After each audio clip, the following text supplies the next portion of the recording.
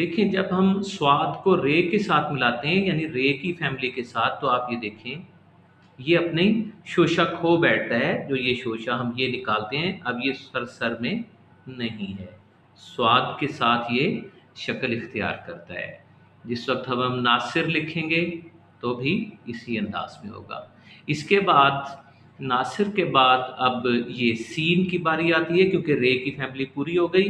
तो स्वाद के साथ है तो कोई नहीं लफ्ज़ मेरे जहन में, लेकिन ये हमने शक्ल बना दी सीन और शीन के साथ। स्वाद के बाद अब ये सीन शीन स्वाद स्वाद, खुद स्वाद स्वाद के साथ ये एक शक्ल है, ये इख्तियार करता है। अब अगर आप देखें तो कससुल अंबिया, तो ये स्वाद और ये स्वाद, कसस सुल अंबिया।